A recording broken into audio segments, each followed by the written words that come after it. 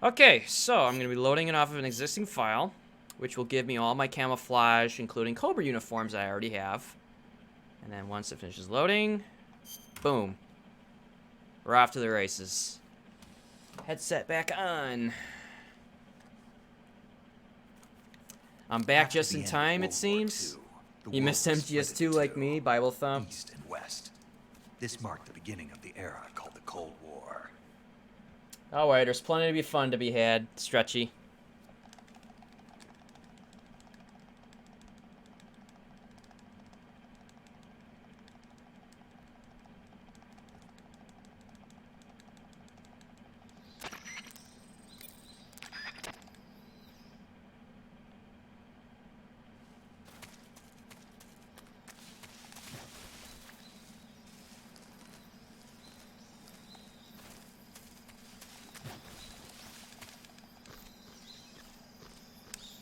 It's been a busy morning, was hoping to catch all of it, but turns out people are shit. What can I say? I prefer to be here with you fine folks anyway. Yeah, I just do what I can to make it, you know, a good time for everyone in here. You know, whether if you're, you know, if you're just lurking or, you know, if you're participating along, I try to make it a fun time for everyone. Space Dandy coming in with the file. Thank you so much for that, Space Dandy. Welcome to the chat. I hope you have a good time in here. Okay. So, we're currently on the virtuous mission of Snake Eater, which is the tutorial stage, give or less. Or prologue, not really tutorial stage, but it's basically the intro of the game, just kind of like the tanker was in one way or another. No boss fights, but just, you know, moving through the jungle and getting Sokolov out just to have him get taken away from us and then us nearly dying in the process. The usual.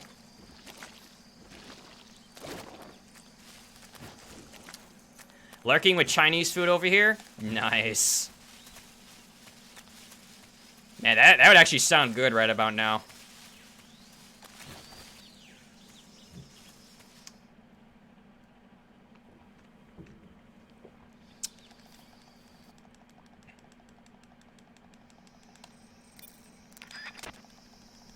But, what do you guys think of the split layout? Like, do the sub-splits seem to be confusing to anyone, or people are just kind of like, yeah, it's cool. You know, just keep doing your thing.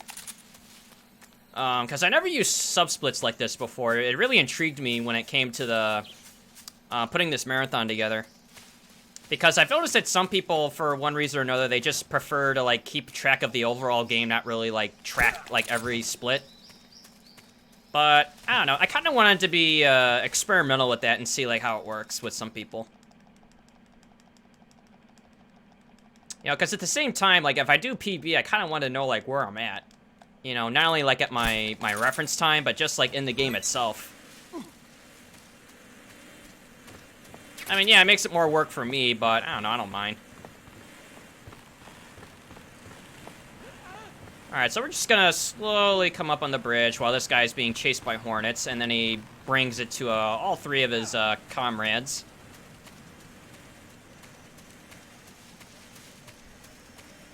And then we just kind of follow him on the way out as if we're part of the group, but just not being chased by hornets. Growled House Chicken over here, lurking with Mexican burritos and enchiladas all the way. Man, you guys are making me hungry, and I already ate. Yo, Buddy Bison. What's up, man?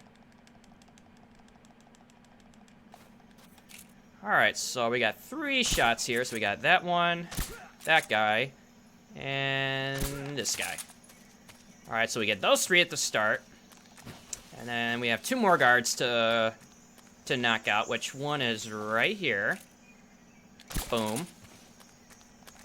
And then the last guard, which is right about here. Got him.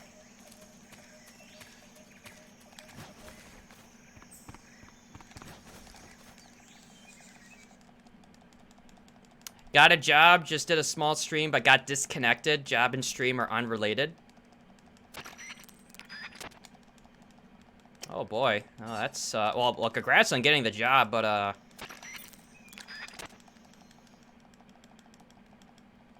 yeah, I wonder if, like, it was from Twitch's end or something, because I have noticed that Twitch, like, on Twitch that some streams do, like, randomly go down, even if, like, their internet is, like, stable. It's happened to me twice, over the past month. Both in MGS4, ironically, so I was almost wondering if that was, like, Twitch's sign of telling me to change games. You know, it's like, hey, you're not having fun. Change games.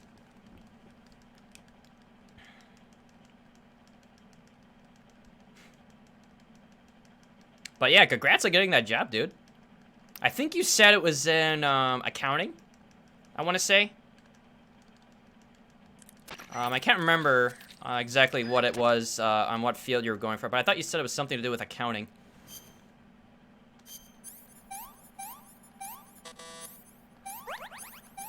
Oh, gotta love the cure menu and its inconsistencies. The inconsistency being me. Was streaming for 30 minutes, then my internet cut out, so my end then went live again. But apparently not really, since my channel was hosting you during it. Credit assistant for a bank. Went to college for accounting and interviewed for a position, but didn't get it. Oh, I see. But hey, still, I mean, congrats on getting that job, dude.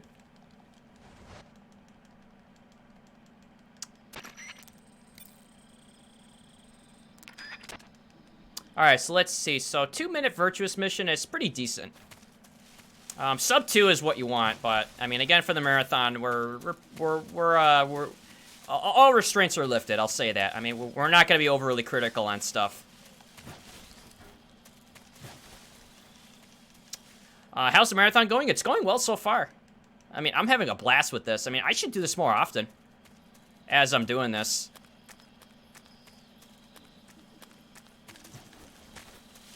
I mean, but I guess we'll find out once we get to the end of it. You know, because, like, right now I'm playing through, like, 2 of, like, somewhat of the easier games. As far as, like, trying to speedrun it. And MGS4 kind of has, like, its triggers for me.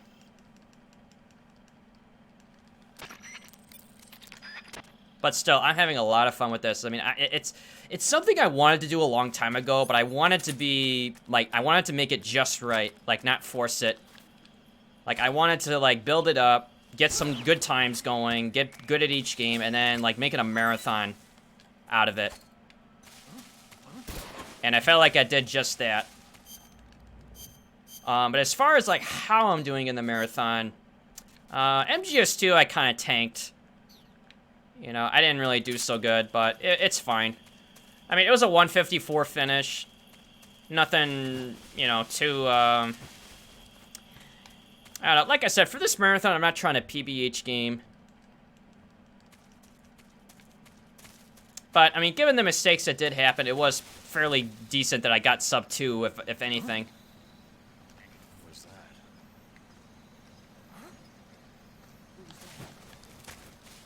Alright, so while we debate those guys up the hill there, I'm just gonna go right across the rope bridge.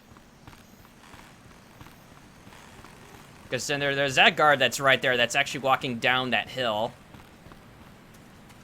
And you're just trying to beat him before he turns around. Alright, so there he is, his back's to me, and by the time he turns around, I'm already out of the zone. And then those 2 guys that go up to check where I was at, I'm not even there.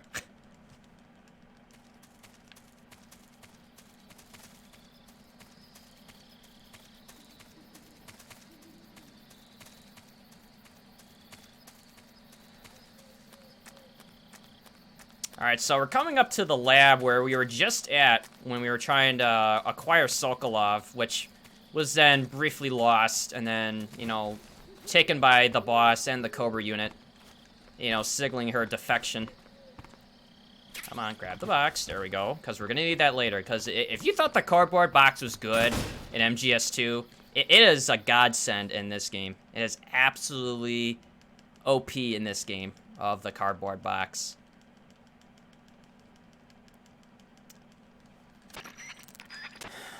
Okay, skip some more codex. Split. Alright, now comes the first, like, mini-boss, I guess, if you want to call it that. But you're just fighting the Ocelot unit.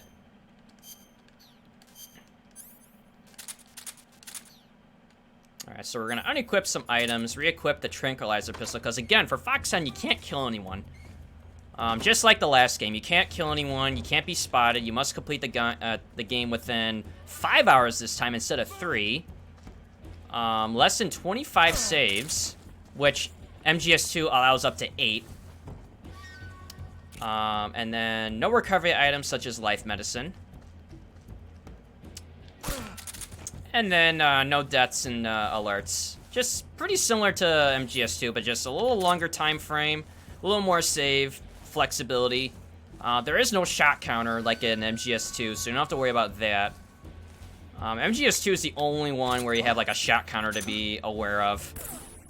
Okay, we're gonna throw that stun nade to knock out all 4 of those guards that are huddled up by that that crawl space exit, which was due to the fact that I shot at the vent at those 2 guards, which caused them to pile up there.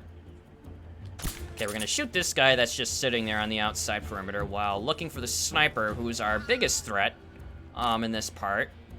Okay, so I'm gonna squeeze that trigger. There we go. All right, so he's out of the picture. So all we got are two camping soldiers left. So we're gonna shoot him. And then the last guy is over here by this tree, which you just kind of calmly aim and then knock him out. And that's the Ocelot unit. Boom.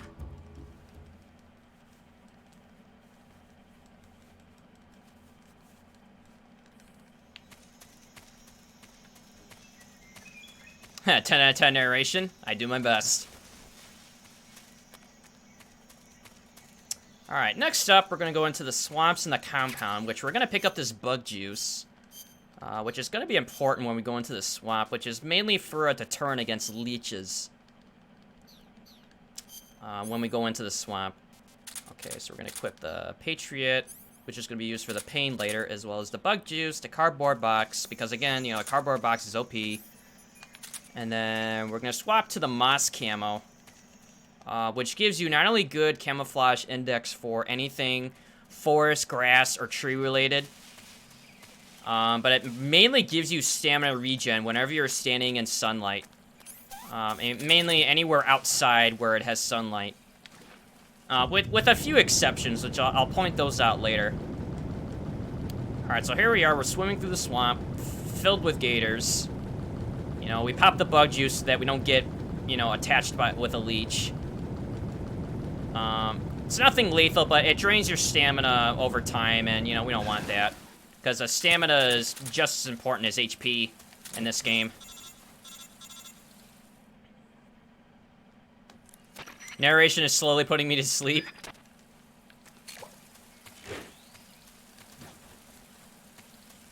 No, you gotta stay awake. We got a whole nother game to go through.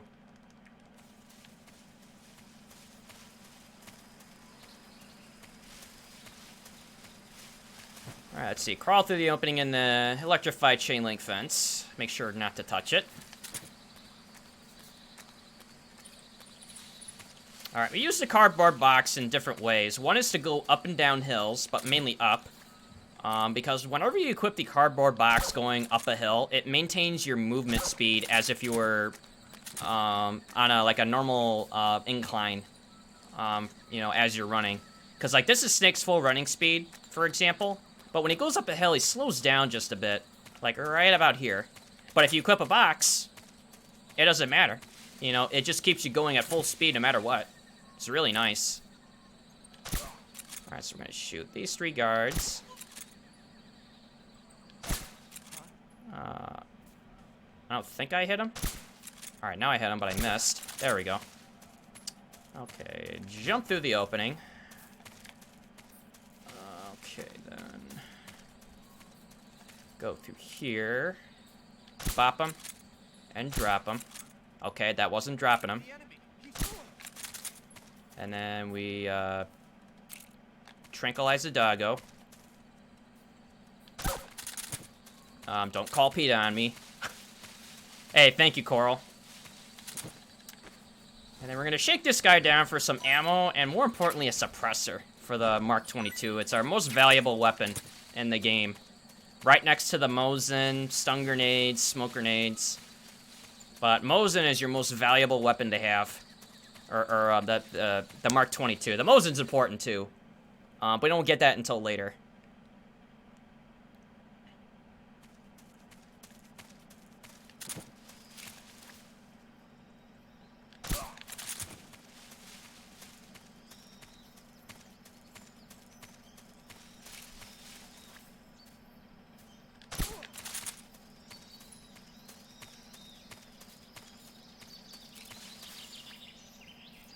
Okay. Shoot him, and then there's another one right here. It's really hard to see. Got him. And then this guy by the barrels. Nice. Alright, so we're gonna take the suppressor off because we're not gonna need it for the Ocelot boss fight coming up. We're just gonna shake this guy down for some extra ammo. Doesn't hurt to have it. And then swap from the end camo to the sneaking suit, which gives you damage resistance from gunfire and explosions. But mainly gunfire. So that way if I sustain an injury, I'm not going to lose a whole lot of HP against him.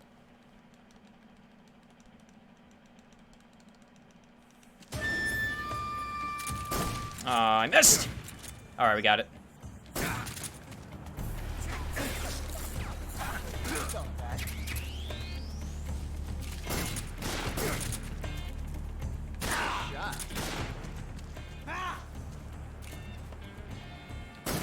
My hat!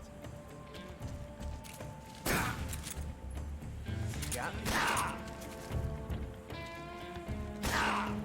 You're all talk, huh? You won't get away from me!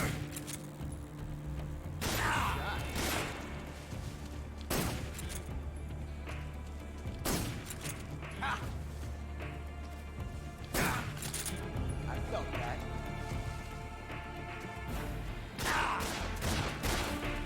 That range, huh?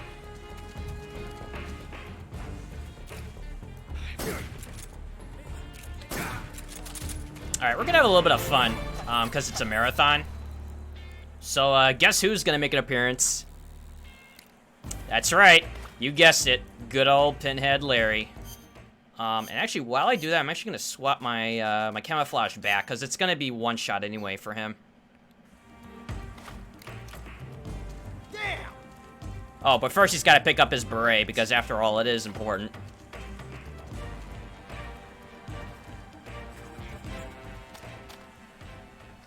Yes! It's the heart of a duel.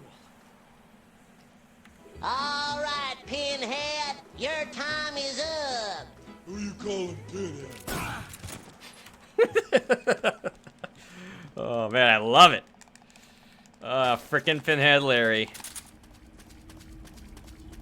He'd made his cameo appearance in the marathon after all. I could have finished him earlier, but I felt like I had to do that for the marathon, just for fun. I mean, if I was trying to go for a PB, I would obviously not do that, but it's fun. Hey, what's up, Living Dead Girl? Alright, Pinhead, your time is up. Who you calling Pinhead? Frickin' pinheads.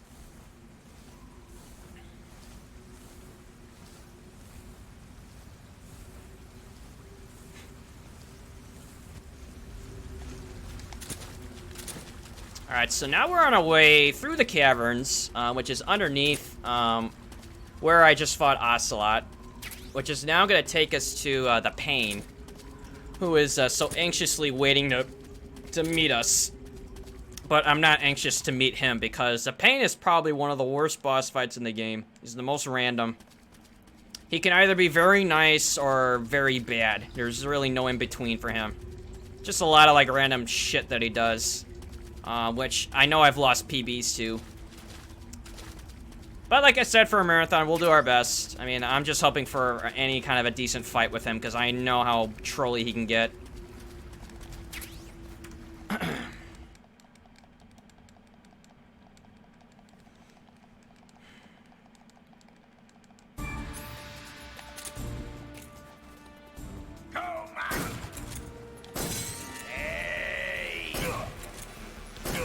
Nice. My brothers! Alright, so we're gonna need a couple things. We're gonna need a grenade and a smoke grenade. We're gonna put the stuns away for later.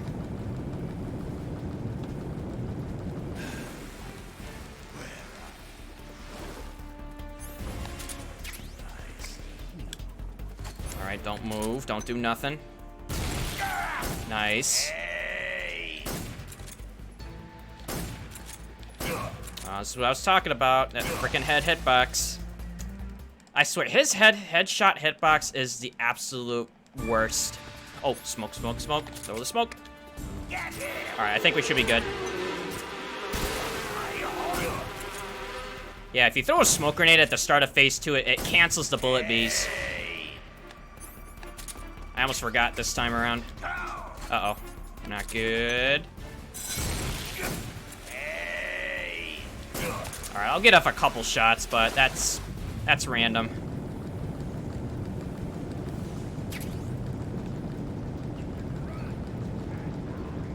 Sometimes I can get the grenade off just before he throws the hornet lure thing. But it is random on, like, what he does in between, like, phases.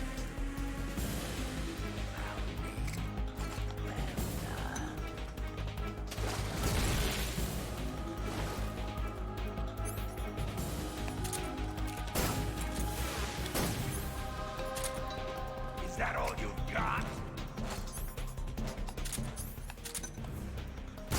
My hornet! No! Oh, that was my fault. Two more. Or one more. Okay, so that actually wasn't too bad. The only thing I think got in the way was the fact he did a hornet lure as I was trying to, like, set up a grenade. Oh, I did it again!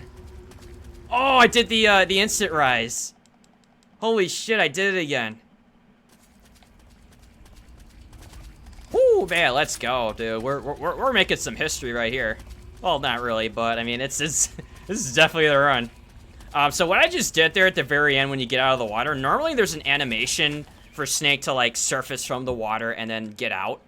But if you hold triangle just as you're about to get out while swimming at the very edge of the pond there, it allows you to do what I'm calling it, like, an instant rise, which basically allows you to get out of the water, like, instantaneously without any animation, like, setting you back.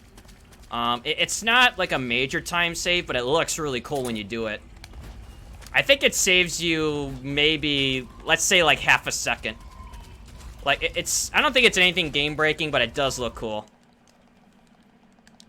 Because, like, normally when you get out of the water, there's, like, some kind of, like, a time, like an animation time. But if you do it just as you get out, there's a slight chance you can just, like, instantly be standing.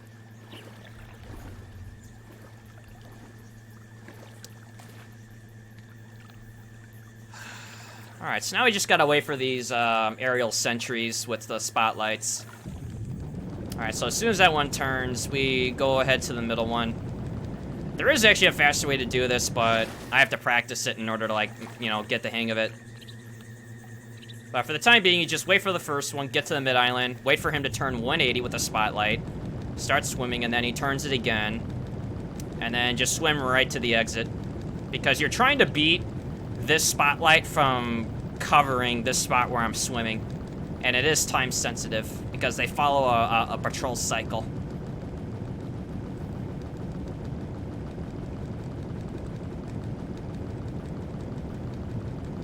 Alright, we'll lose a little bit of HP, but it's fine. I mean, we don't really care about HP that much. Okay.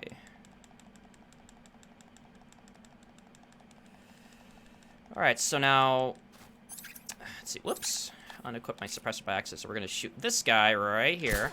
And then pull out the M19, aim right between his legs, hit the barrel, which hits the end, and then hit the second barrel, which kills every other guard, so that it cancels out any caution. So you'll notice at the end, took some damage, where he took like a third of HP damage. Now, the reason why we do this is because when he regenerates at HP, he also expends stamina to do that. Which we take advantage of when we get to the end later, because any damage that you do to the end right here carries over to the boss fight with him coming up. Speaking of which, I'm going to swap over to no face paint and splitter. Splitter just for interior camo index. No face paint for save a menuing later when I swap to the scientist outfit for getting into the lab.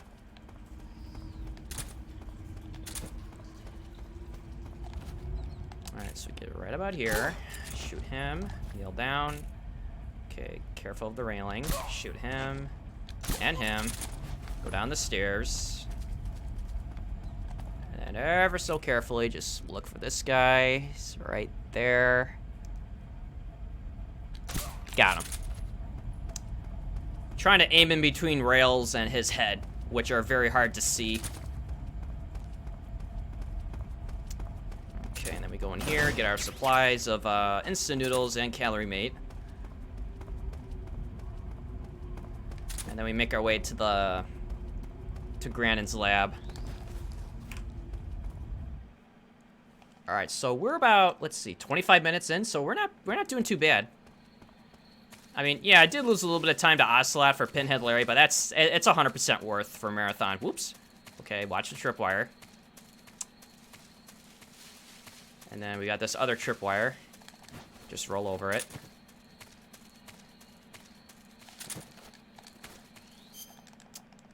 Okay, and whoops. Go right back to Moss. Until we actually get near the lab where we have to swap back into Scientist.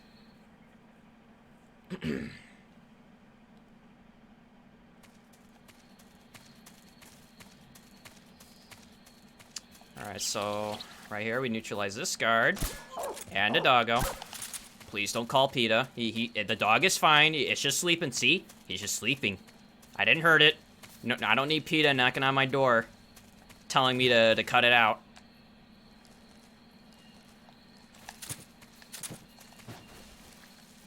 Just be like, hey, this is PETA. Knock it off. I'm like, but it's just in-game.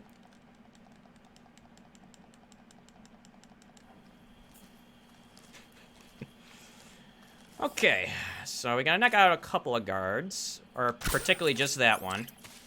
And then this one, just as a safety. I don't think you need to, but I do it as a backup. And then right as we hit this truck, we swap into Scientist, and a guard's gonna see me, which is fine. I mean, we don't care. He's gonna say, oh, we're trying to run away. But we're gonna break line of sight as soon as he says that, and then we just walk right in. It's that easy. I mean, I wasn't really running away. I was kind of running away to go in. If that makes any sense. Alright, so we're in our Scientist outfit, which we're now going from being a secret agent Solid Snake to a Dr. Snake, who's conveniently dressed as a scientist, even though he's got, you know, a headband. You know, and the scruffy beard, which clearly doesn't give him away as being a fake scientist. But Dr. Snake's specialty is cardboard boxes. That's what he brings to the table of science. Hey, what's up, Music Head? Run's going pretty good. Marathon's really kicking off. Okay, we're gonna do a little bit of item management. Take out the grenade and smoke that we had for the pain. Swap him out with a stun, which we're gonna use for the fear boss fight, which is gonna come up in a little bit. Wait for this guy to turn around. Because even though the scientist outfit fools the guards, the scientists are really the ones that could trip you up, because they can tell the difference. Whereas the guards are kind of, you know, dum-dums. You know, they can't really tell the difference between scientists, so they don't really give a shit. But scientists, you have to be not really too far away, but you don't want to be facing them front. Like, they can see you from a distance, but as soon as they get up close and notice that you're not one of them, then they call the alarm, and it's pretty much a game over. You know, so we don't want that. Alright, we're gonna stand here, which makes it seem like I'm doing nothing, but I'm actually waiting for a scientist to move, and I'm using this audio from Grandin as my trigger. Alright, so now the scientist's out of the way, so we sig spray him and the scientist. This guy doesn't really care because we're in a box. What do you think you're doing? And then that guard is so confused as to what I was just doing. I mean, after all, I'm a scientist in a box. I mean, you know, what's confusing about it? And then we just walk out like we own the place.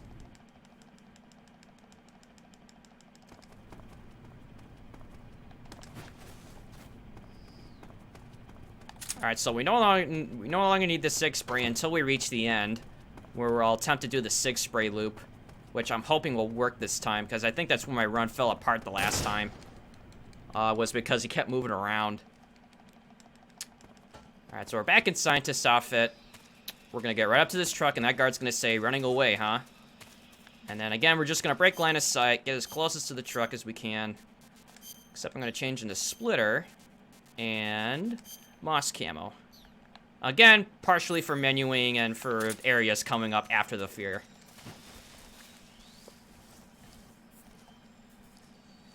If you ever need a bathroom break while the run is still on, just take your camera controller with you. Just make sure it's not in a public bathroom, if you know what I'm talking about. Yeah, I know. I mean, his channel's unbanned now.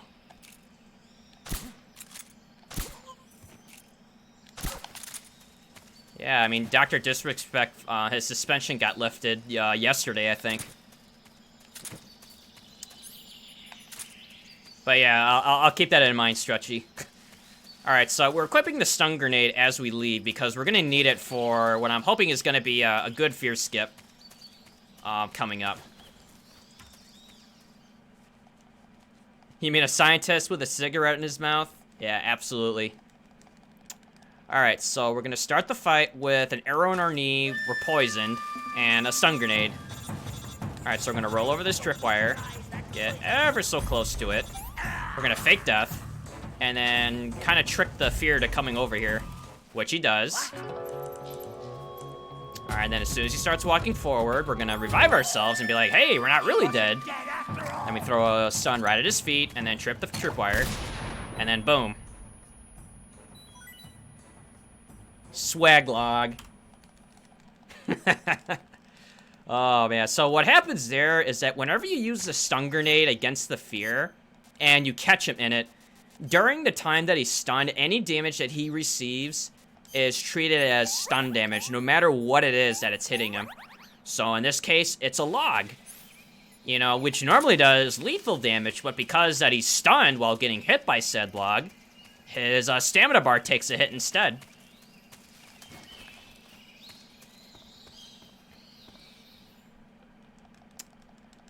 Okay, so warehouse, which we're now revisiting.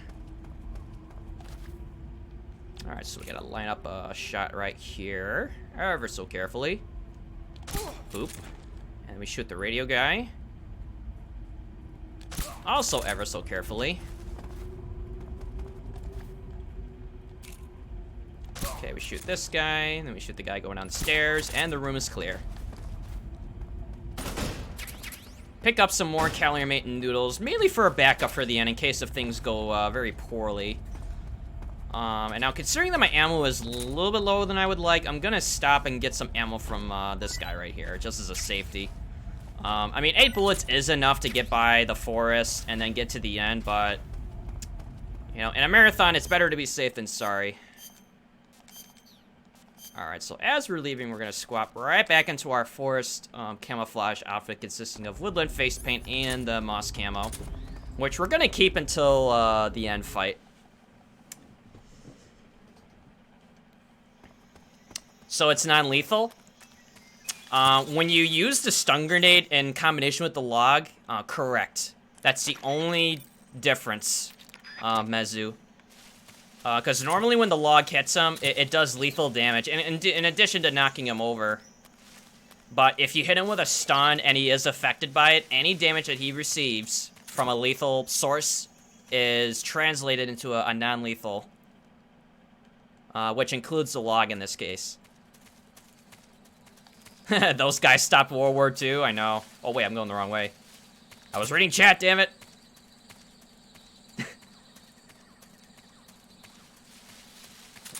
Alright, but it's fine. It's no time lost. It's just I didn't want to go the wrong way. Which I've done before on a run, which was with, not this game, but with MGS3. I went the wrong way. Ended up going to like another zone, like in Act 2. Which was definitely an enlightening experience. Alright, so again, we're just kind of moving along, using the box to optimize our movement, because there is some inclines with some hills here and there. Then I'm going to shoot this guard, and we're done. Unequip the suppressor, because again, we're not going to need it for the end later. You know, so again, we're just using the box to, you know, optimize our movement speed over any hills. And then once we get to this tree, then we're safe. Alright, now for the end. So I'm just gonna pray that I can get this to work. I haven't had really good success with this lately, but I am gonna try my best. When it comes to looping them. Alright, so a couple things.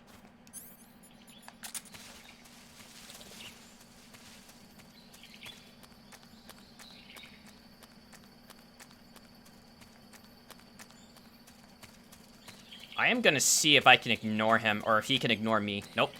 Nope, he sees me outright. That's fine.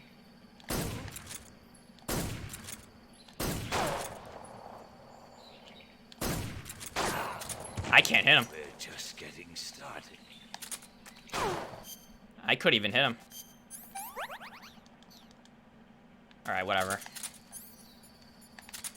What are you shooting at? Alright, I think he left. Alright, that's fine. I don't really care, like, what happens there, but it's, what happens afterwards is where, whether or not if this 6 spray thing will work. MGS3 Santa % speedrun win. Oh, you're funny. Hey, what's up, Straight Cash? How's it going, Joe? Yeah, it's going really well. Alright, so I'm not really sure which way he went, so I'm gonna use the D mic to verify his location. As well as optimize my inventory while I'm at it. So we're gonna take out anything that's not gonna be required to do this trick coming up.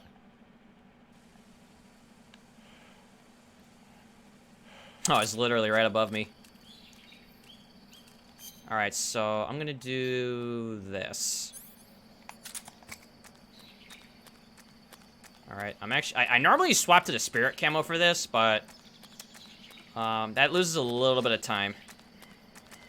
Alright, so now we're safe, and now I'll swap to the spirit camo. Spirit camo silences your footsteps just the same as holding up a grenade. It's a weird exploit in the game that I think that was overlooked by the developers. Okay, there he is, and he's crouched, which is good. That's exactly the position I needed to be in. So we're gonna stick him up. Don't shoot him. Where did you... Alright, so as soon as he gets down, 6 spray, 2 hits, throw a stun, look up, 6 spray for 2 hits, another stun, look up, another 6 spray, and then throw a smoke, look up, or actually no, you don't even have to look up for that, I can't see. and then 6 spray for 3, puts him at 25%. The show must go on.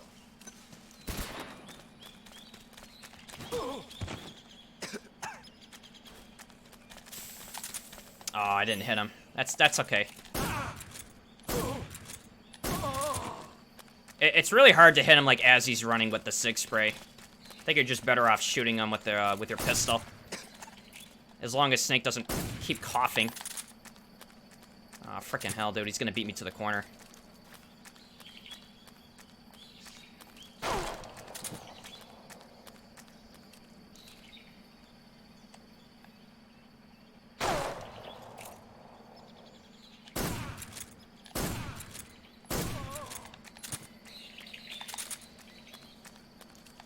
Okay, he's gonna run this way, I think. Okay, and we better feed up because my stamina dipped below 50 from the needle that I took. And we're also gonna swap back over to moss camo because the spirit camo doesn't really help anymore now that he's on the run.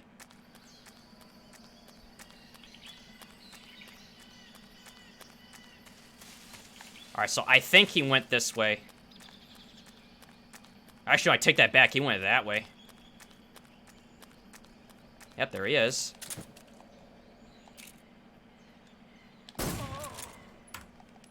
Alright, that was a pretty good fight. Despite the fact that he got away, it was still a pretty good fight all the less, because, you know, I got him to 25% stamina, which is normally what happens. But I didn't get the 6 spray to finish it when he got away. Which, you know, for all intents and purposes is just as fine. It's a lot, I'll say this, like, it was a lot better than what I normally get. You know, like, I'll put it that way. Alright, so we're gonna go Mosin. Put away the stuns. Yeah, we'll keep the smoke. Hey, what's up, Black Stan?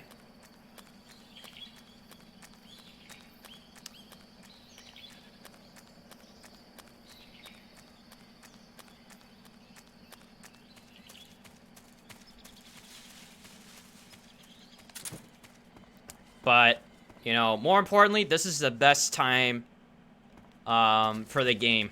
You know, the best thing coming up. It's not the boss fights, it's not the sneaking around, the jungling, you know, tranking soldiers, it's the ladder. Watch as Snake climbs the world's tallest ladder.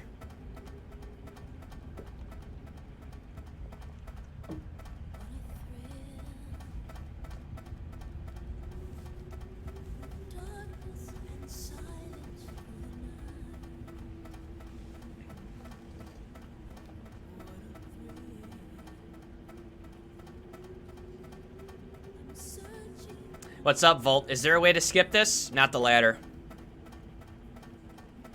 Yeah, there's no known way to skip this part.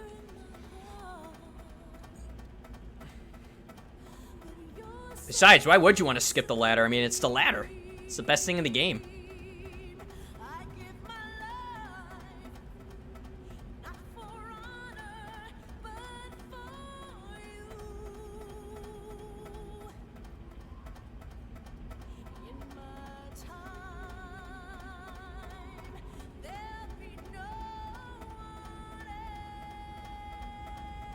In MGS4, there's a boss fight you have to defeat the gate. Oh, frickin' Act 2, dude. Yeah, I think they're just joking with you, Vault. I mean, and my response is that there is no known way to skip this.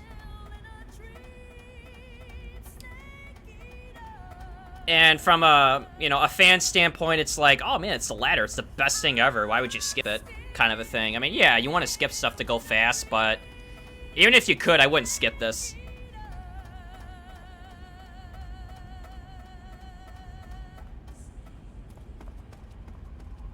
And that's how you climb a ladder, ladies and gentlemen. I mean, name a game that has a ladder that tall with that kind of epic music in the background singing to you. Alright, so now we're in the mountains. We're now past the mid game. Well, actually, I wouldn't want to say early game, but we're like transitioning into the mid game, I would call it. Okay, put our suppressor back on. Okay, we got our Mosin. I was just double checking. Alright, so we're transitioning from the jungle to the mountains. Alright, so we're gonna shoot these two guards right off the bat. We're gonna ignore that one.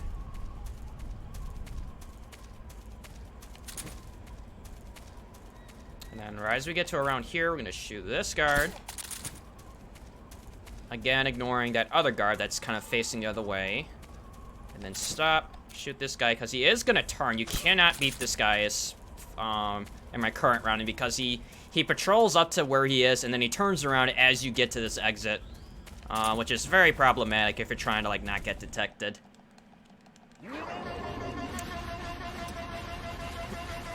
Yo, Siege Oblivion coming in with the 2 months, where he says 2 months hype, Visage. Yo, Siege, thank you for the 2-month resub. Welcome back to the Joestars. I appreciate it, my man.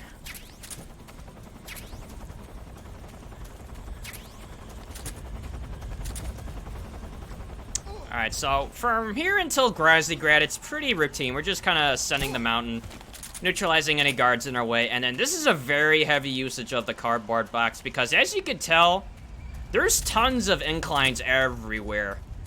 And when you're trying to optimize your movement, this is the best place to do it, because, you know, if you're trying to do this normally, I mean, you're going to be slowing down like every, 3 to 4 seconds.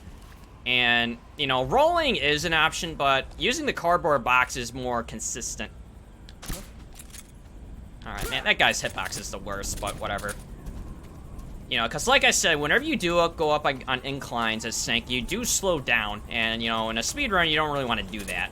Except for right here, because we need to sneak up on this guy without actually seeing him, or seeing me as a box.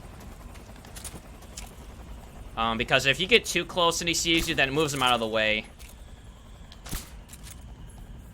Alright, he's got to be knocked out. Alright, there we go. Alright, and then there's one guard at the exit here, so I'm going to use the good old hold the grenade while running past him, because after all, he's the best guard in the game. I mean, because like I said earlier, their sense of hearing is really good, but if you hold the grenade open, it's an exploit where it silences your footsteps, as long as you keep it open.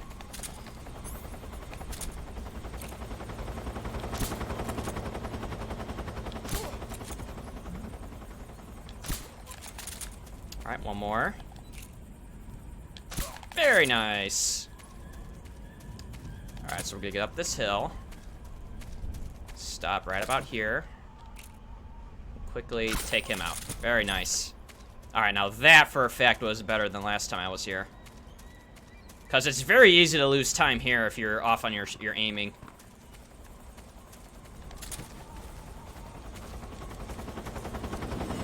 Alright, then we're gonna stand and wait here so I can get an early shot on this guard coming down. Alright, there he is. Got him. Because you cannot sneak by with the box. He will see you. I've tried it.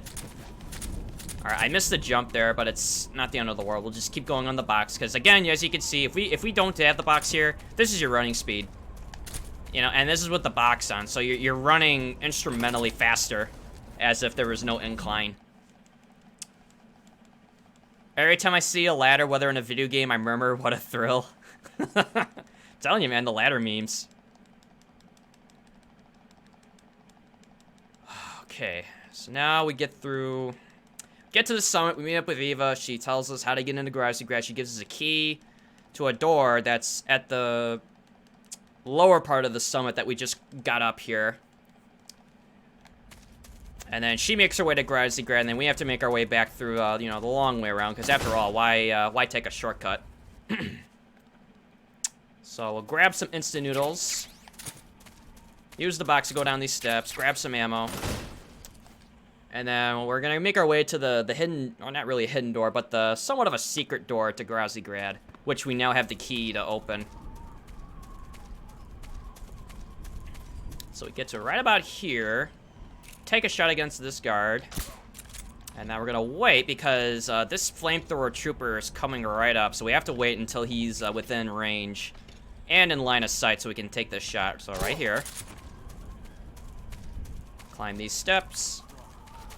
Let this guy see me, but crouch down so I don't get alerted. But it causes him to move. Shoot this guy so he doesn't see me go do this. And then again, this guy is just as smart in IQ as the other guard earlier. So I'm just kind of slowly walking behind him and be like, hey, later, bro. And then just go ba-boom. It's that simple.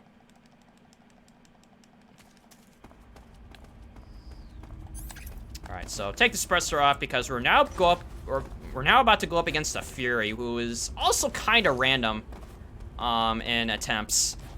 Last attempt was pretty bad when I was here. Although I did get, like, you know, the best RNG possible, but my shooting was not on point. So I'm hoping that this time will be different.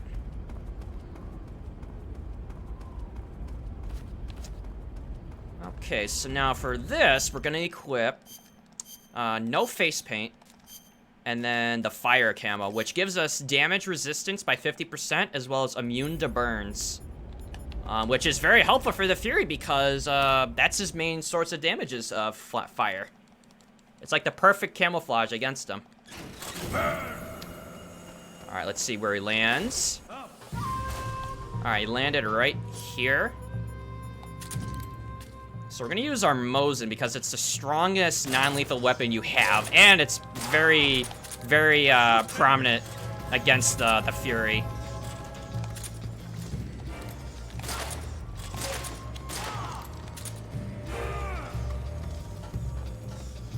All right, so he's flying God knows where. All right, there he is. Very nice. That was an ideal fight. Perfect.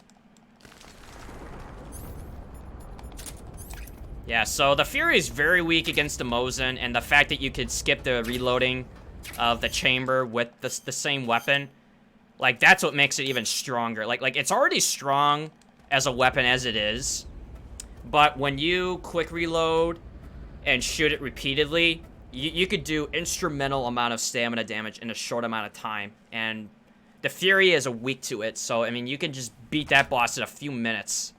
You know, what I think would normally take people, like, 5 to 10 minutes.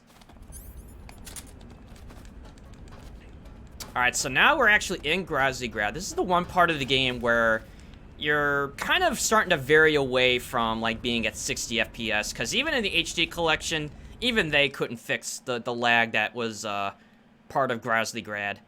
Or as I like to call it, Grozny lag. You know, because, I mean, you know, there's certain parts, like, that are okay, but, like, when you get into really crowded areas where there's lots of stuff in there, I mean, your FPS just dips.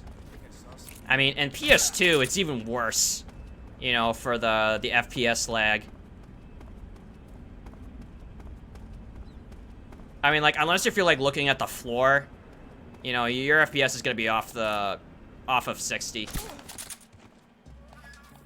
Alright, so we're going to shoot these two guards. This guy's going to panic and freak out, run back, and then ever so slightly stand still, and then we shoot him. Cancels out the caution so we can go into the next area, because cautions do carry over from zone to zone, so you never want to be in a caution if you can avoid it. Alright, so next up, we're going to get 5 precise shots, if I can get them. Alright, so that's 1.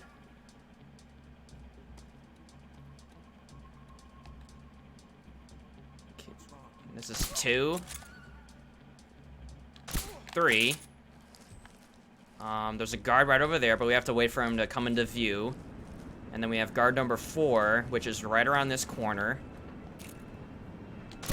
Okay. And then guard number 5, which is right there. He's about to turn the corner. Boom. Done.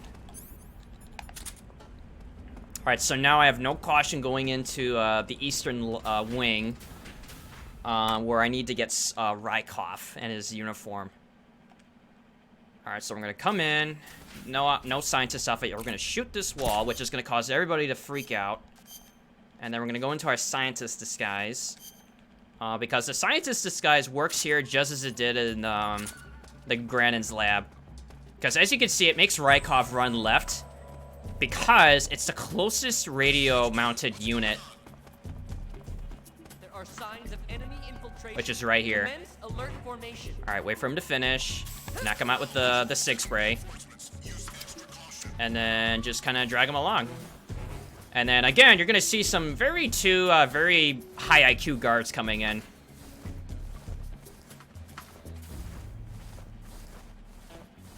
Oh yeah, they're on top of it. I would trust my life to them. Hey, what's up, Filsk? Hey, thank you.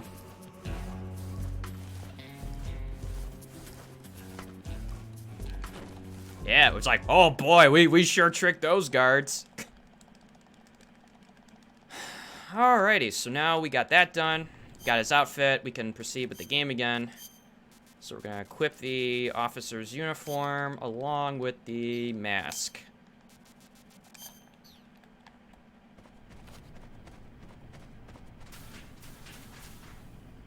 Didn't know you could drag bodies with the scientist outfit? You can. You know, you just can't wield any weapons other than the SIG spray. Which is pretty convenient because it's like the perfect... It's a perfect, like, you know, civilian outfit to, like, sneak up on someone for a quick knockout. But the drawback is that you can't use any of your handguns or CQC. That's the other thing, is, like, you can't use handguns, any of your weapons, no CQC. You can do punch, kick, but it's pretty useless in this game. But you can't do CQC grabs or slams. Which are like your main, like, you know, go-to.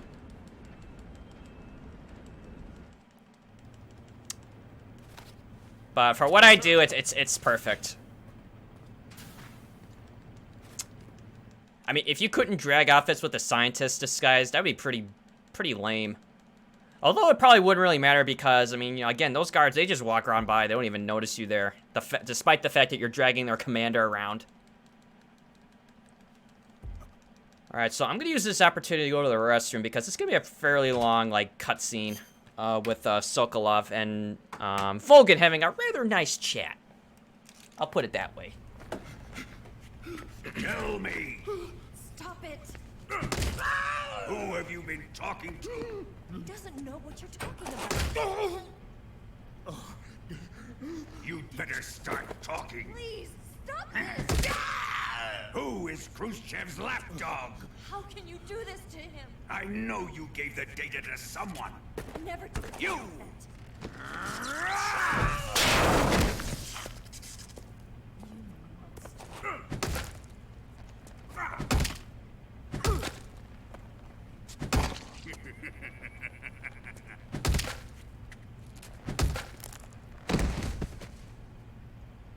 I guess he's dead.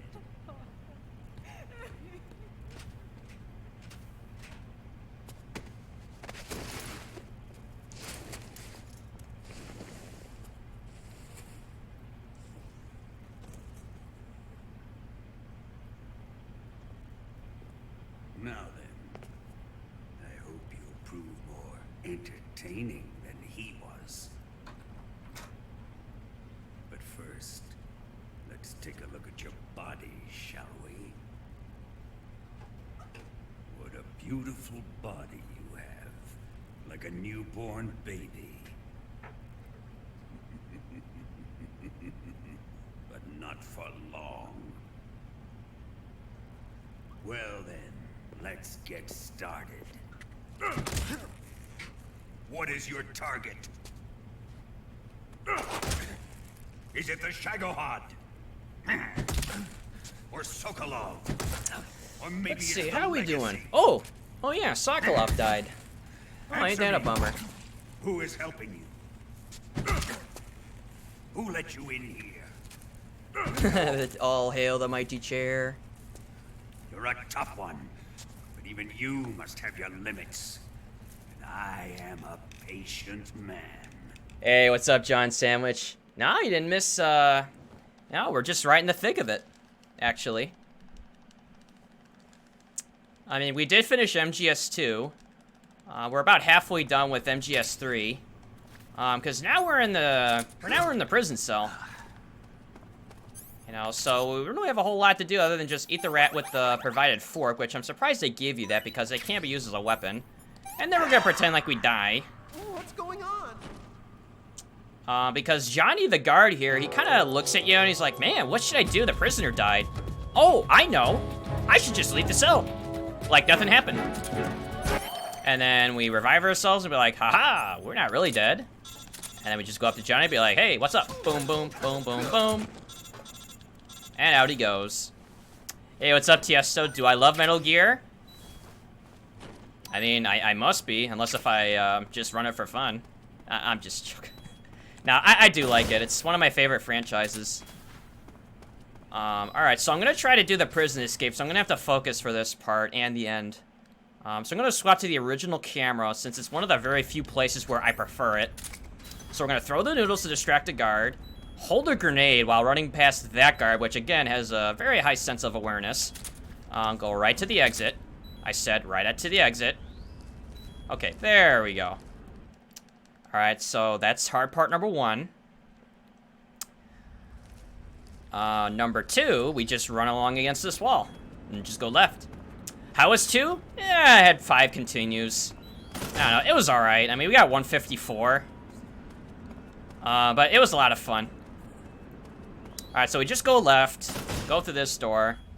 Now, this is the other hard part, where we have to line up a somewhat of a specific grenade, and then again use the hold grenade exploit for silencing your footsteps. So we go right up to this cone, aim as high as you can, let her fly, hold the grenade. Okay, we walk past this guard, which is about to look left, which he does. And right as you get to the base of these stairs, throw this grenade, which distracts this dog. And not only muffles his sense of smell, but it does serve as a distraction primarily. And that's a prison escape. Shoutouts to the MGS3 community for showing that strategy.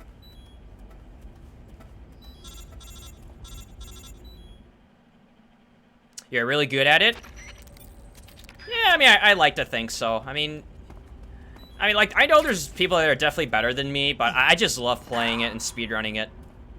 Alright, so the reason why we fell off the stair rail and then injured ourselves is so we have as minimal HP as possible for the Sorrow that we're about to skip. Because as you could tell, I equipped a cigar right as we started the beginning of the prison escape. Why? Well, when you get to the Sorrow and you try to do the skip normally to drown yourself, you have a lot of HP to burn through.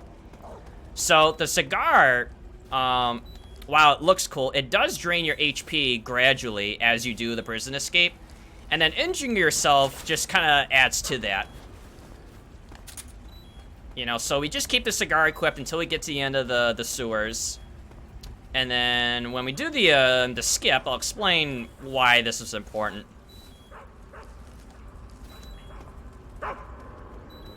One thing I love about the MGS series is the fact that there's no such thing as a tutorial level. Stuff like use the left joystick to move, use the right joystick to look around really annoys me. I mean, MGS2 kind of has that, but it's within cutscenes only. Like, if you don't skip the cutscenes, like at the beginning of the tanker or at the beginning of the plant, it has like those directions like, oh, this is how you move the camera, this is how you do this. Alright, so we're at the Sorrow, and rather than doing the entire stage, which is very boring and long, we're just gonna swim in the river, which seems like I'm going nowhere, but I trust me, we are going somewhere. Alright, we're almost there. Alright, there goes my HP, and boom, I'm dead. Now, you might be thinking, well, wait a minute, why did you just kill yourself? Now the run's over. Well, that's where you're wrong, because we're not really dead, because that entire thing is just a dream. And if you kill yourself at the beginning and use the revival pill, you could skip the entire Sorrow segment. Pretty cool, huh? It's like the Sorrow, more like see you tomorrow. Okay, I mean, that one was pretty bad. Alright, so now we're out of the Sorrow fight. We're still injured, but again, we don't really care about that because Snake's gonna instantly, like, heal himself when we get to the cave for Kojima logic reasons. Because technically, I did fracture my leg from falling what seemed like 30 feet or so. But yet, I'm running like I'm in peak condition, despite the fact that I'm covered up in bandages and I'm half naked. Again, Kojima logic, right? I mean, Snake's a tough guy. You know, it takes more than, you know, dogs, cigars, falling off of stairs, and electric fences to keep him down.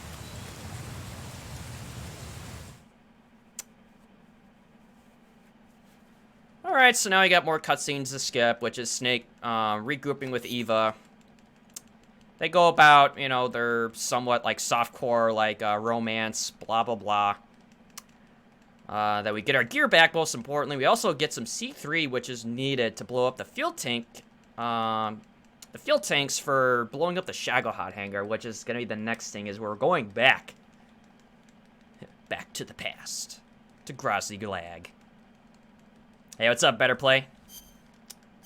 Alright, so now I'm going to equip the splitter once again. No face paint because there's really no point. And we're going to equip our trusty tranquilizer, fork, Mosin, C3. Alright, we are going to need a box, but that's going to come up later. Actually, when we exit this tunnel.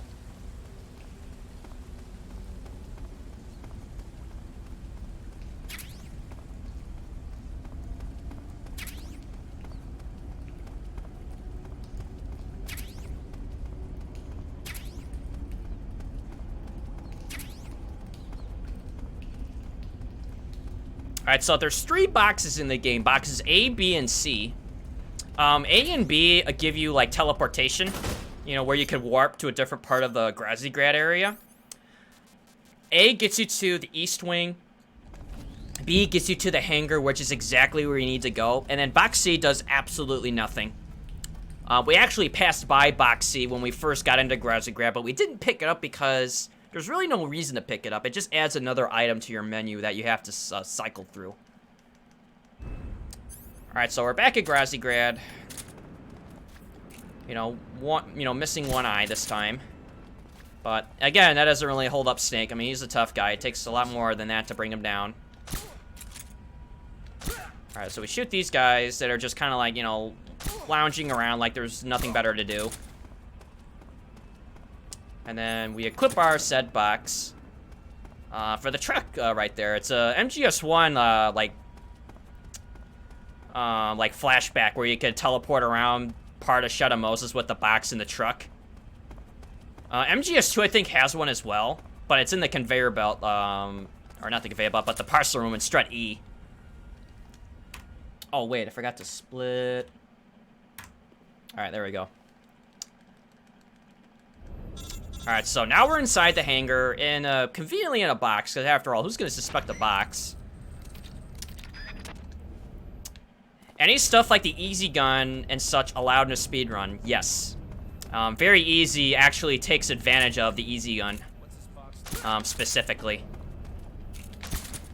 All right, so we're going to shoot that container, which is going to freak all the guards out, except for the mechanics, because the mechanics got things to do, and they don't have time to worry about, you know, canisters being nearly blown up. Because after all, look at this guy. I mean, he sees a box walking around, and he's like, huh? Oh, okay, it's just another day on the job. Nothing to worry about. He just kind of goes about his duties. Special items like the stealth camo and infinity face paint aren't allowed and not for FoxHound pace. Correct. Yeah, you cannot use either the stealth camo device or the infinity face paint for speedruns. It'll actually disqualify you if you do. Easy gun is allowed. But easy gun is primarily for VE. Like VE runs for the most part. I mean, maybe they use them in other modes, but I know for a fact VE uses it. I found out the teleport trick like last year, almost 20 years after I played it and went back and forth. Yeah, it definitely took me a while to figure it out too. I think I saw it in a YouTube video once, and I think that's how I knew about it. So now we're coming up to Volgan, which is probably like the most dangerous boss fight in my opinion. He can be very nasty, but for the most part you can manipulate and loop him. Let's see you dodge this one. The first phase is pretty simple, nothing to worry about. It's the second half that's very dangerous. Oh, hold it. Hold it.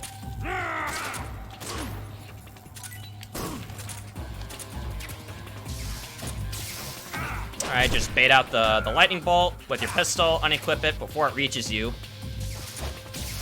And then just keep doing it until he goes down in phase 1, which is below 50%. Alright, one more.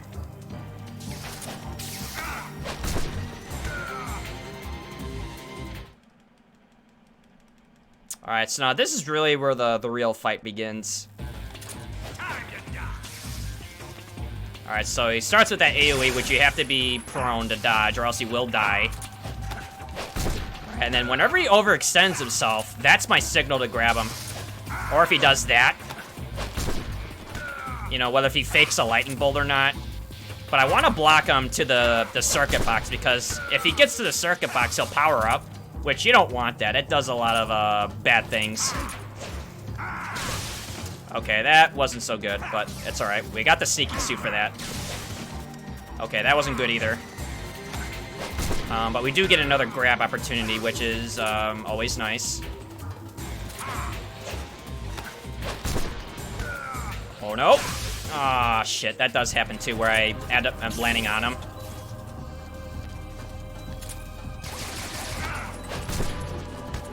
Woo! Man, I was sweating for that one. Yeah, you have to be very careful how you roll into him after you slam, because if you roll and you're still, like, on him, and he does this instant, like, electric recovery, you take damage from that. But all in all, that was a pretty good fight. He didn't really do anything that was, like, very game-breaking or run-ending. So we're very good right now.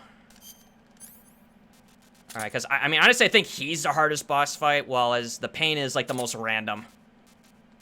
You know, maybe people feel different, but I mean, you know, the pain's just very random, but Volgan can be very, punishing. You know, if I were to, like, phrase it that way.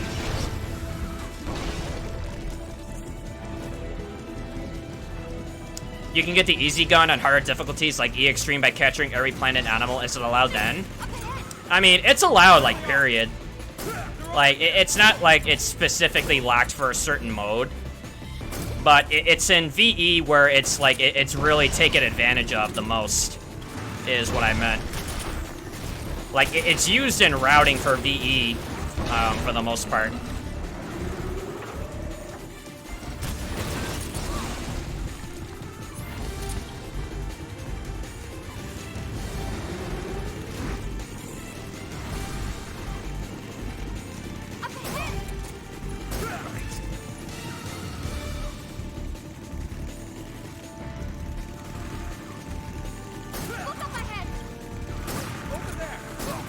Alright, so as you can tell, these guys are not shooting at me.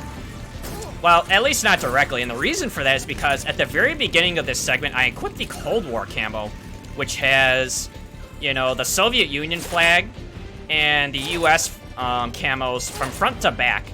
Now, the Cold War camo allows you, as Snake, to not get shot while an enemy is facing directly at you, but they can shoot you when your back is turned, which is used for the bike escape because they shoot at you quite a bit, you know, without it.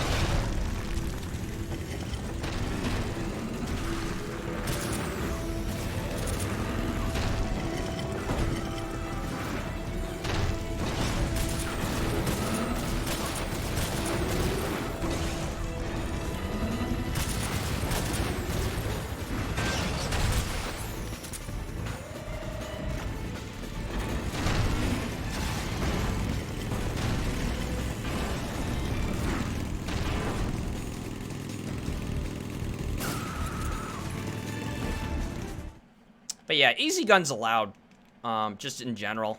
I mean, I don't use it on Euro because it doesn't help me.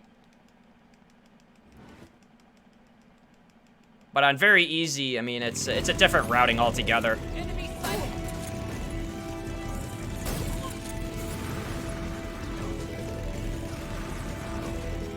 There they are.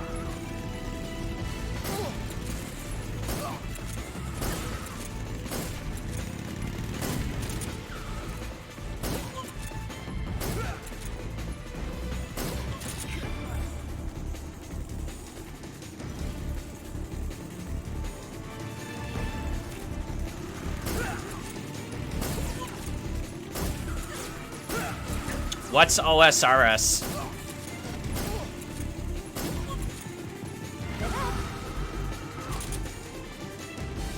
Old school RuneScape? Why would I do that?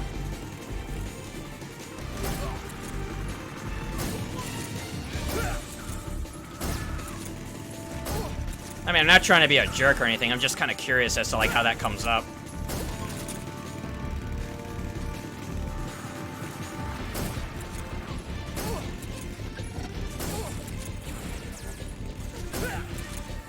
Ooh, can I get this guy up here? Aw. I mean, you don't have to shoot him up there, but I just do it for style points, primarily.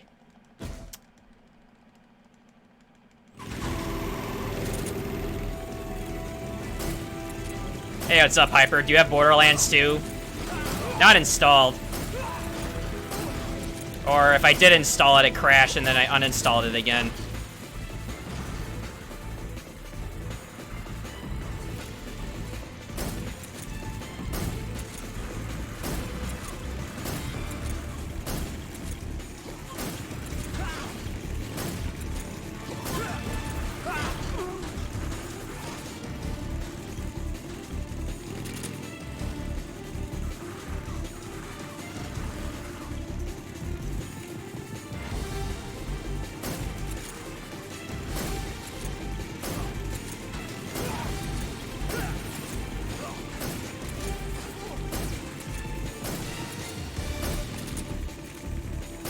Alright, why can't I hit this guy? Alright, there we go.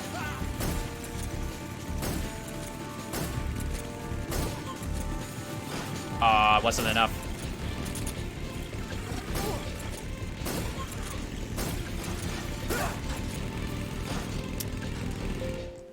When's All Frogs collectible speedrun?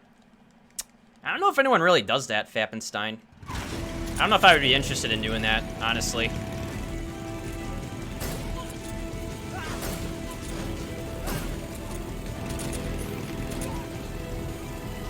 I mean, like, I'm sure there's people that have, but I don't know if anyone, like, actively runs that kind of a category is what I meant.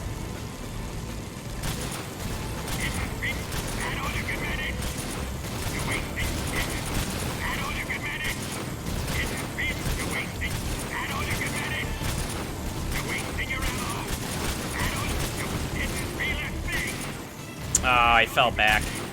Alright, that's bad luck. But we can still get some damage on him.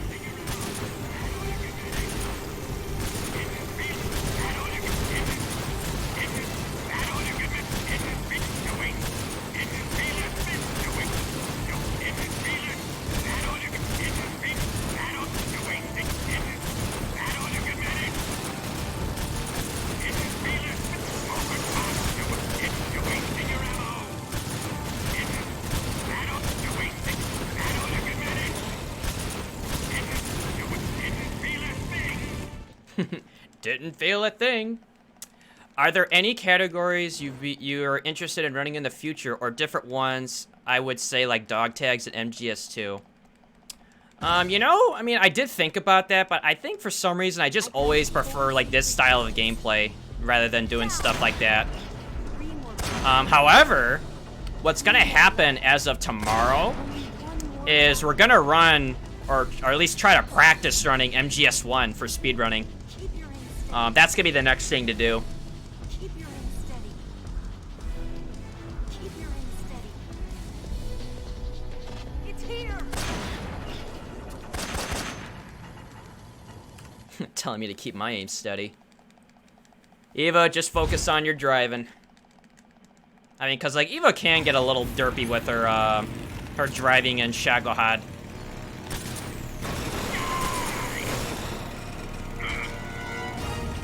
I mean, for the most part, she's okay, but it's random. Like, sometimes she goes left when she's supposed to go right, kind of a thing.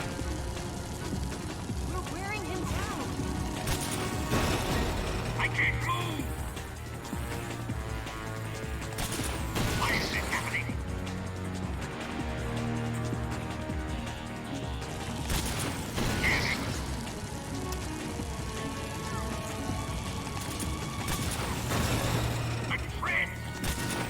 The treads!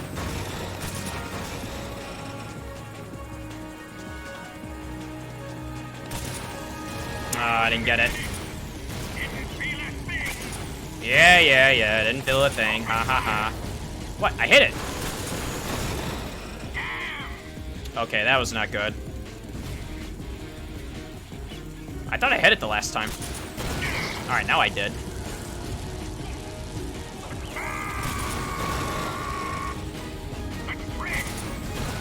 The treads!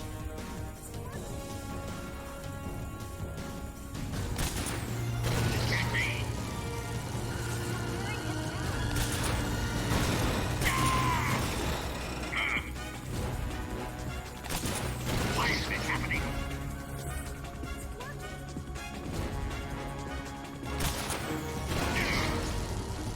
Alright, 2 more hits.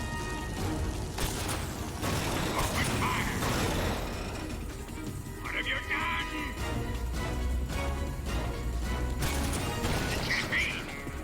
Holy, stay still.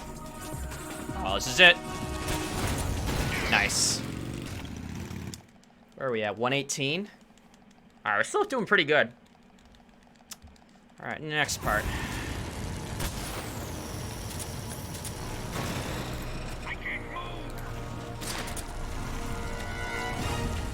Alright, Volgan, I know just what you're gonna say next. You'll say, I'll grind you into dust. I'll grind you into dust.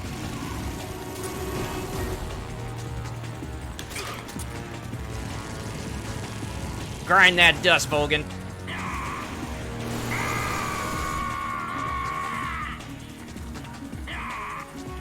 Can you cut that out, maybe?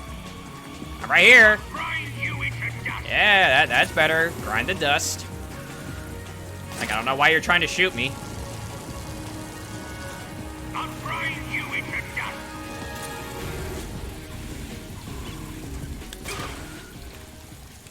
dust. Got a little somewhat no-scope swag in there. Alright, back to more bike escape.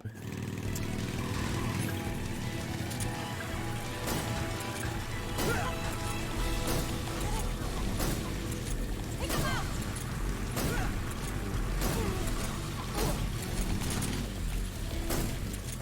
Not bad.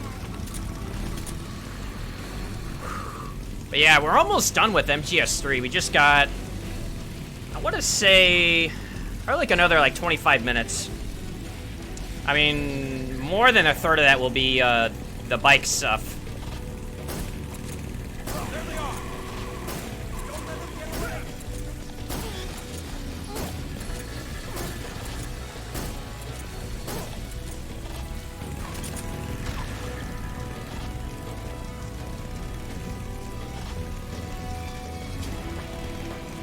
Over there. Go get him.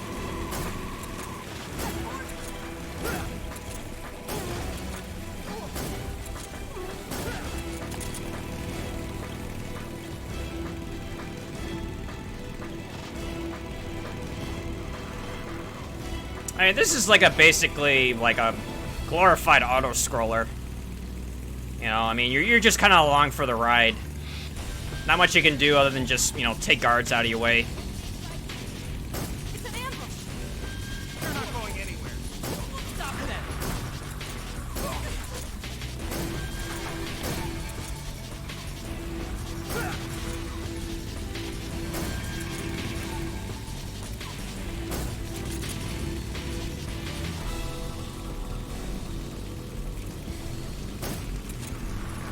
Over there.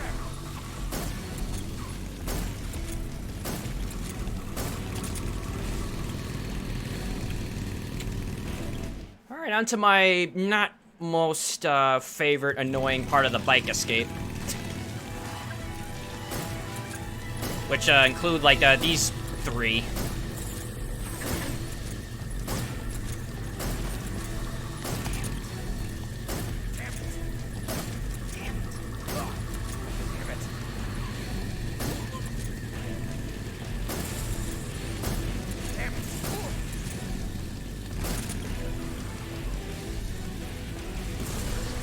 Oh god, I think I just slipped through the bike segment. What the fuck?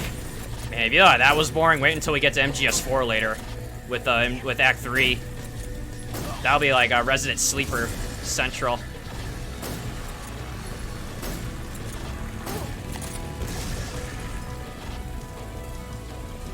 I guess the narration got me good.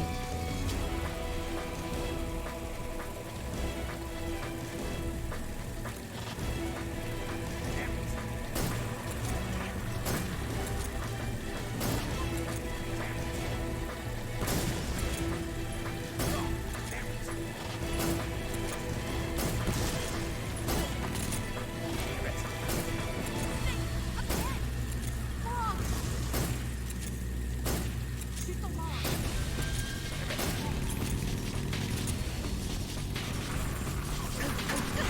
Oh shit! Oh, I saved it!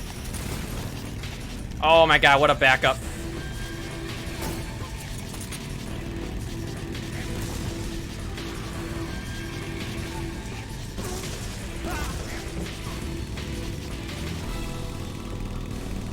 Dude, that was really close. I mean, I was literally like a half a second from hitting that log.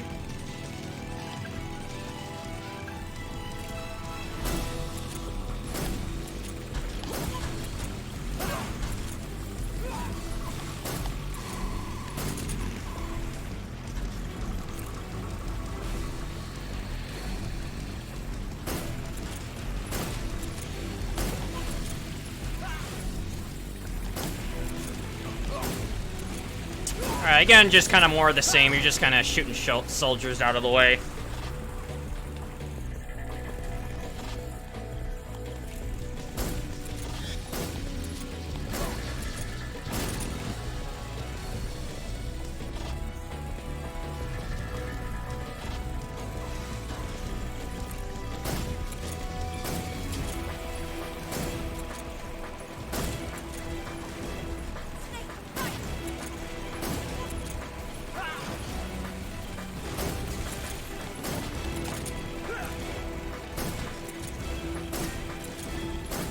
Swear to God, hitting this is like a chore.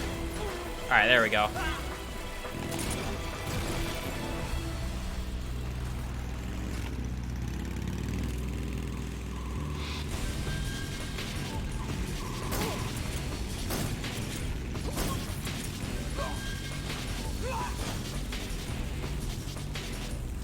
Here comes the jump. Hold on tight. Whoa! Oof! What do you think of that? Now then. Man, Snake is like no response.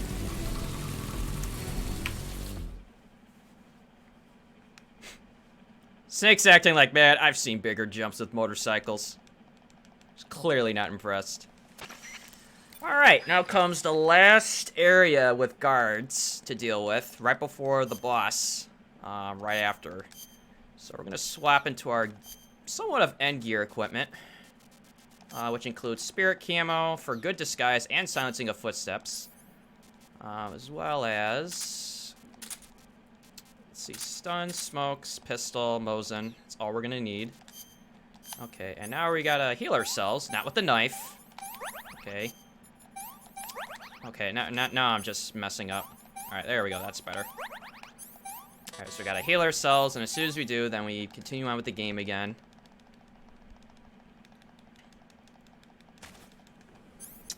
Alright, so suppressor on. We ditch Eva temporarily. Killed this snake so that we could use it for food later. It's the only thing we're gonna use other than, you know, instant noodles.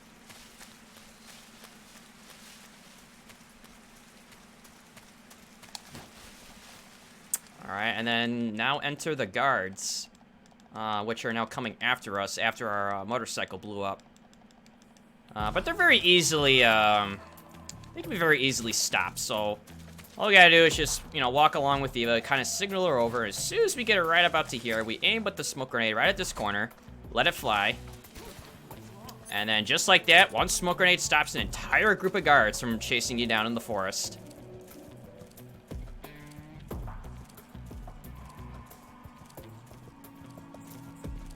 And now we just kind of tiptoe our way out of here. You could run at full speed, but it doesn't really help you much because Eva limits your pace. You know, so I think for the most part, people just do this. Considering that, yeah, you could outrun her, but it doesn't really do you any good, considering you need her to advance the game.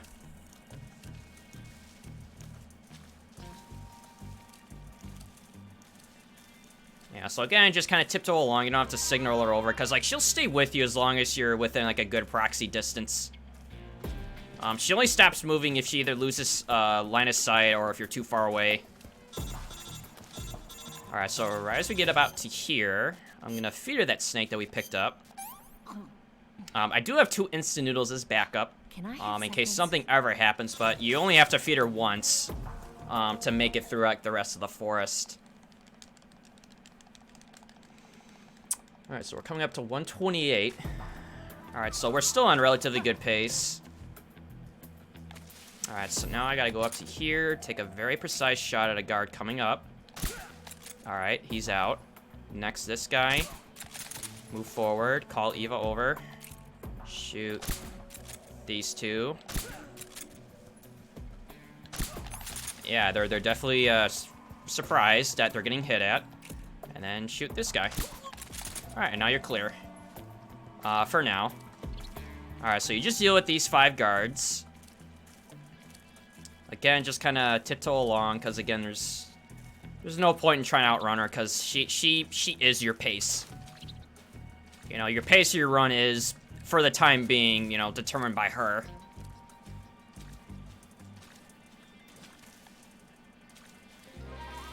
I mean, yeah, you do kind of direct her, like, which way she'll walk, but, like, her movement speed is pretty much in her hands at the moment. Alright, and so right as I get about to this tree with the mushroom is where I'll start, like, outrunning her just a bit. So I have time to, like, shoot these guards. Which normally, if you didn't have the spirit come on, I believe that this guy above me would hear your footsteps. Which would create a bunch of problems for you later. Oh, shit. The enemy. It's the enemy. I think I hit him.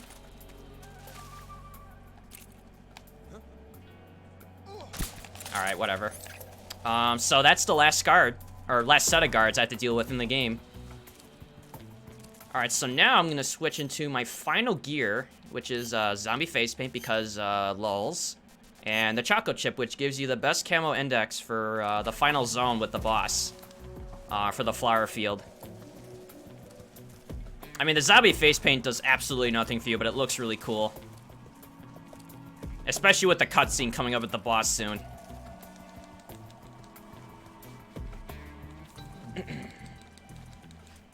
Alright, just call her over. And you're out. Alright, let's see. Now let's see if I can actually get a good boss fight this time around, because I threw it the last time. Alright, so she's gonna come charging right at you, literally. Let's see what you're made of. Alright, as soon as she grabs you, hold circle immediately to kind of overpower her. Throw her to the ground. Excellent, Jim. Put a couple darts in her head. And run away before she lights you up with the Patriot. Alright, and then she'll retreat to that tree, which you can pre-aim. And then just line up a 3-hitter. You're just coming back for the best part, Stretchy. Alright, so now she's moving to... Oh, I lost it. I think it was this tree. Alright, got it. Oh, I missed it. That's okay. That does tend to happen, especially when, like, foliage and, like, flowers get in the way. He's gone. Alright, now she's gonna be on the move again. Alright, we're around 50%, so that's where I would ought to be. Just minus a miss. Alright, now she's going back to the big tree. Where did he go? Oh, I got you baited. Alright, that's not good. Yeah, she definitely tricked me when she was moving around like that.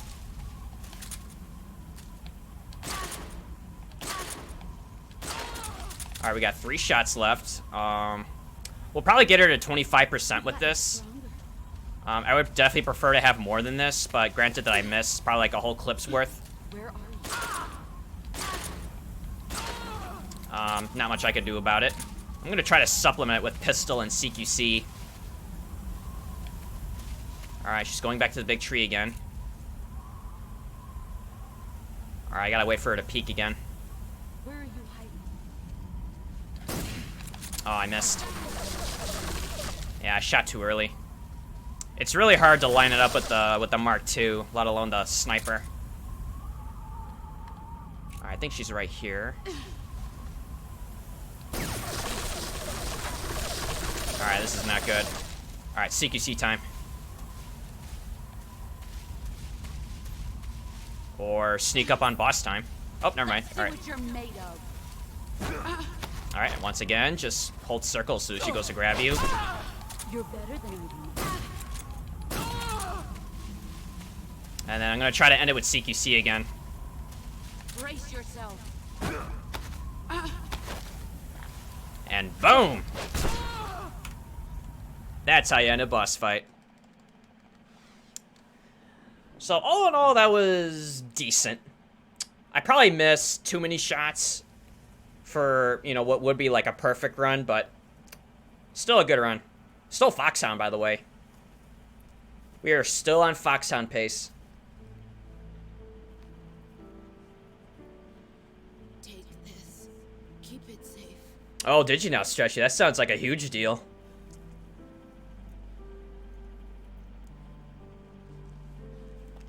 It's our only hope.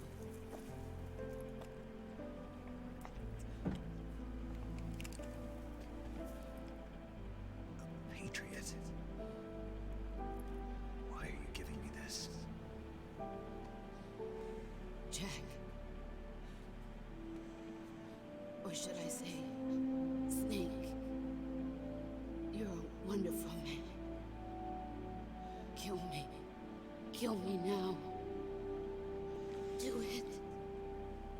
I gotta do it, chat. I don't want to. But I gotta do it. There's only room for one boss and one snake.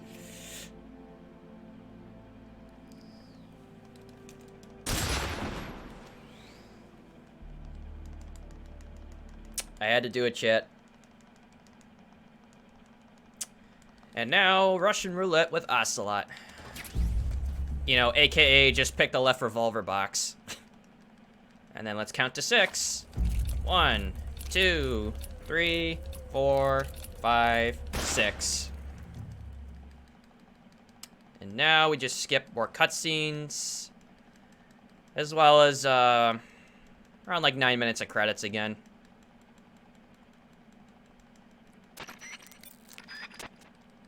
Alright, skip the final codec, skip the final save, because we don't need any of those.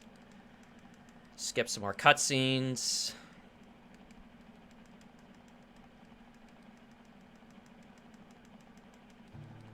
And that's it. And that is MGS3.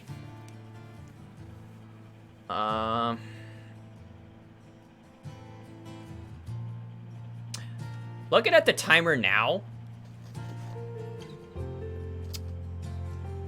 there might be a possibility I PB'd this. But I'm not sure. I mean, I know we did well, and I know it's FoxHound. Like, I know that for a certainty.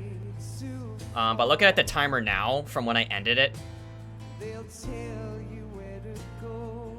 it might be a PB, actually. Hey, thanks, T-Limes. Whew, man, I am sweating up in here.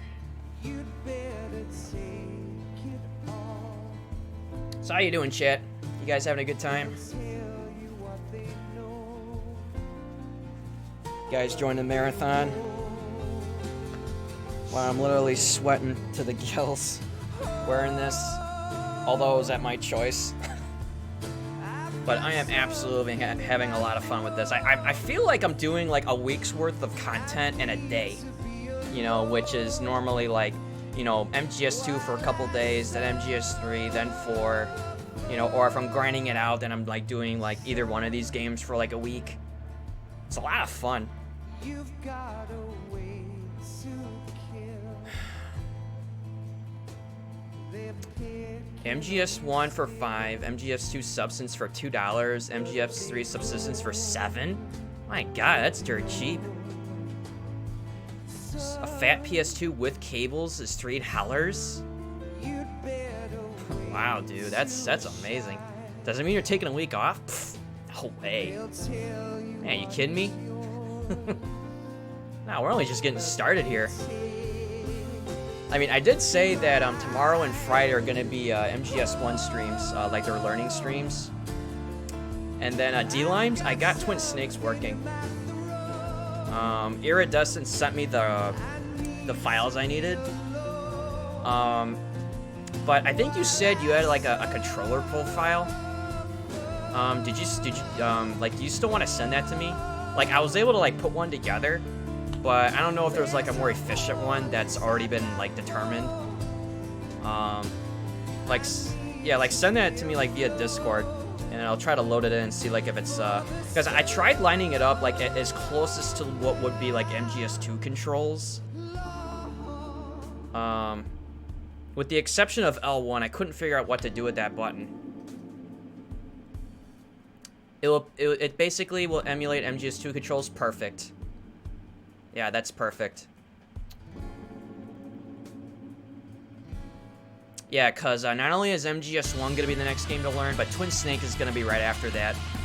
Since I got it working yesterday. I mean, yeah, Aries sent me the game files. I just looked up a couple of videos as far as settings. I kept getting that blue codec screen bullshit.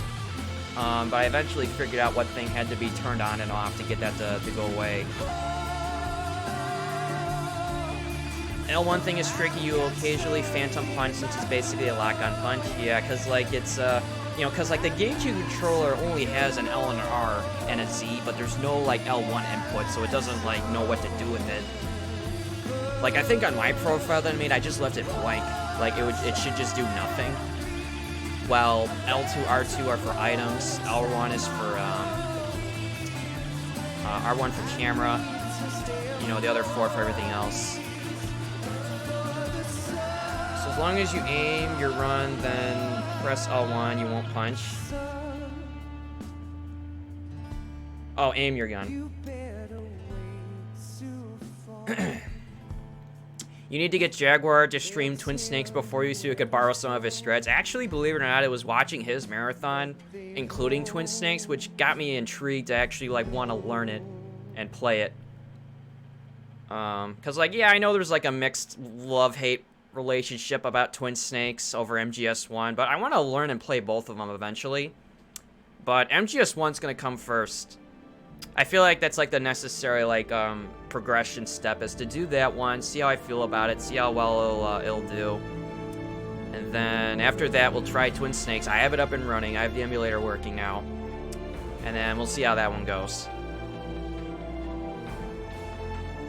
Yeah, I mean, Raven could be cheesed in a lot of ways in Twin Snakes. I mean, it's pretty hilarious in, like, how easy some of the boss fights are in Twin Snakes. Oh, you sent it? Alright, I got it. Alright, thanks, D-Limes. Yeah, I'll try to load in that profile after this marathon and see how well integrated it is. I mean, as long as it emulates MGS2 controls, which is what I was trying to do, then I think it'll be fine, because it's very confusing trying to do it yourself with a GameCube controller diagram, which everything is, you know, completely backwards from what I'm used to. You know, like A is your freaking shoot button, I think. Or actually, no, I think B was punch, X was roll, I think A was shoot. And then I think Y was an action button. You know, so like all the inputs on the GameCube controller translated to a DualShock is completely backwards. Yes. Yeah, I decided I'm gonna just do a normal run with radar. You know, I don't think I need to suffer to learn the game, you know, not yet. Hey, what's up, Red Rock? How you doing? The only thing I don't know is how to do the vent glitch. But at the same time, I don't know if I want to do it because it involves a lot of backtracking in some ways, like where you have to like backtrack to touch an item because the game thinks you already have it but you don't, kind of a thing. And I don't really know like the route itself yet. I mean, I've just watched Jaguar do it a while back on his marathon. I watched a video of it, but that's it. Like I don't know it like up here yet, like on what to do. You know, so I almost want to play it normally, on normal, go figure, and just try to play it like, you know, intended. I would decide all bosses or any percent. I would personally start with all bosses since you're doing console. Yeah, pretty much. I mean, if I was trying to play PC, then it would be a completely different thing altogether because the PC port of MGS1 is completely scuffed. You know, it's so poorly made and you can do so many things that breaks it, you know. Yeah, I think I'm just going to do all bosses as intended. I mean, I'll try to beat it quick, but I'm not going to know any of the skips, the glitching, you know, falling through floors and all that other stuff. Khrushchev is finished. But, you know, we'll see how it goes. Console, any percent involves vent clip, weapons glitch, not great starting out. Yeah, I mean, I'm going to have to wait in order to learn that stuff. We've got him by the People be complaining about how the cutscenes in Twin Snakes are over the top, while Japanese voice actors for every MGS game are not much different. I don't know. I think it's like anytime whenever you remake an original, there's always going to be like some skepticism and criticism. You know, like anything that differs from the original, I feel like you're going to get resistance. I personally don't mind. I think it was a good game. I had a good time playing it way back when on the GameCube. Like I'm intrigued to want to learn it. Yes, it's me. You know, if that means anything, but I get the hate, you know, between like MGS1 and Twin Snakes. I mean, I get it. You know, but at the same time, it's like I feel like that's a decent game to not try. You know, like I feel like it would be a waste to not try it just because of this, you know, feud between MGS1 and Twin Snakes. Can finally be revived. Rising over the top, Twin Snakes tryhard. Yeah, nanomachine, son. I don't know if I would call that over the top, but it's definitely meme-worthy. I mean, it practically is. I mean, Rising's got good soundtracks, though, if that means anything. Like, the boss soundtracks are really lit.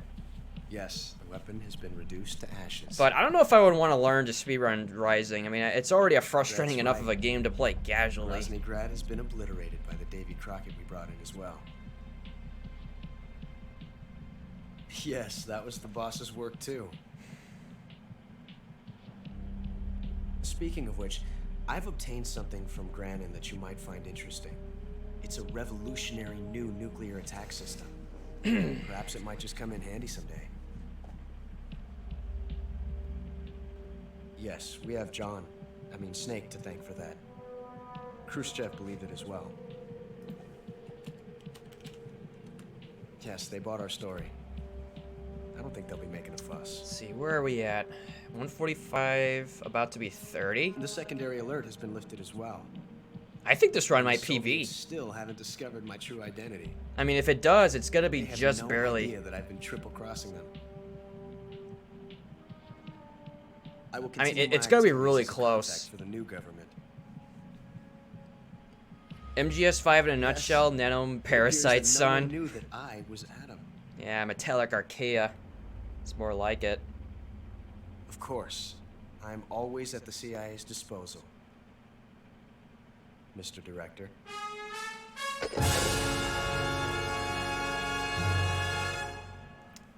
Alright, and...